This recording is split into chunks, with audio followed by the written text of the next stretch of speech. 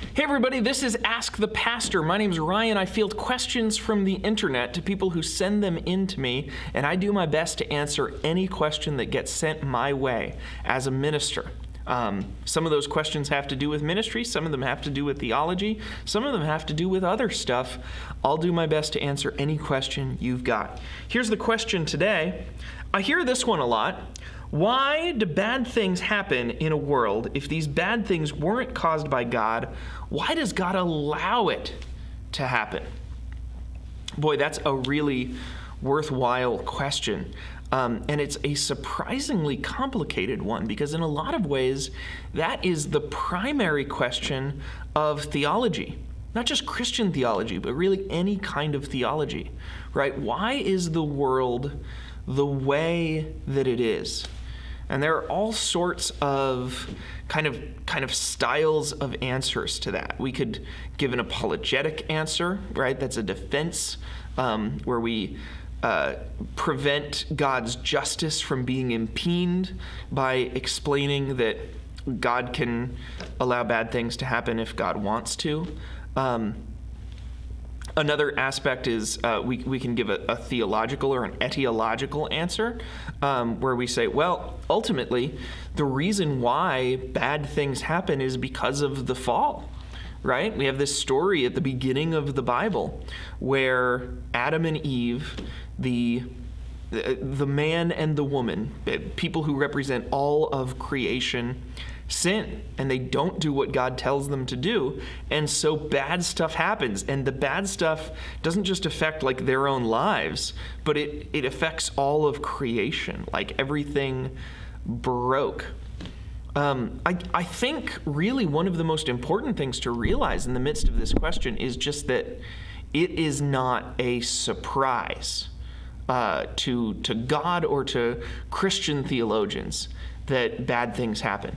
There can be, I think, a temptation or a misunderstanding that would say that since we believe in a loving God, we therefore must believe in the best of all possible worlds.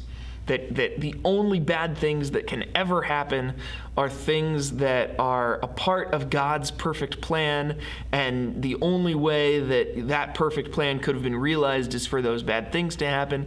And that's just never been a part of real Christian spirituality or deep theology.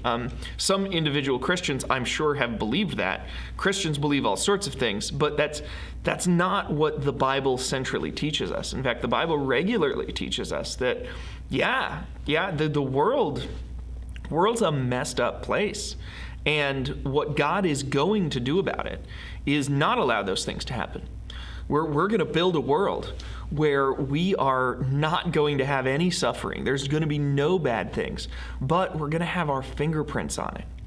And so I relate it, because I'm a geek, kind of to Gandalf and the ring, right? Gandalf says to Frodo, here, you carry this. And we're invited to carry forth and build together a world where there won't be any more bad things. We have solved the problem of everything bad. We've solved every problem. Us and God working together, side by side, by the mercy and grace of Jesus Christ. And so there's this brilliant, brilliant symbolism in the Garden of Eden story that in the garden, God created this natural wilderness, and we broke it. Whether that's literal or metaphorical, I'll leave up to your own interpretation. But at the end of all, in prophecy, in the future, we're going to live together in the new Jerusalem. Creation starts in a garden but ends in a city. And the city, that's a human-made thing. And the city of God, in a place where humans and God, the one God, have worked together to create a new way of creating a best of all possible worlds. In the meantime, we're not there. And we know we're not there. That's called the church. And that's just the whole game. Did I answer your question? If I answered your question, I hope that you'll share this video and tell your friends, hey, this was my question and it got answered. If I missed it, if I didn't understand, if you wanted me to go in a more apologetic direction or a different direction, let me know. Make me a video if you want and tell me something more or argue with me. If maybe it's not your question, but you just think my logic didn't make any sense, let's talk about it. Let's build community in the midst of COVID-19.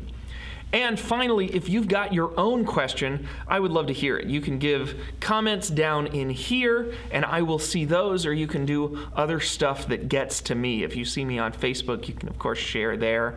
You can send me emails at my church. I'm pastor at collegeparkpress.org, and I would love to answer your questions, too. You might love some of these questions I answered. God bless.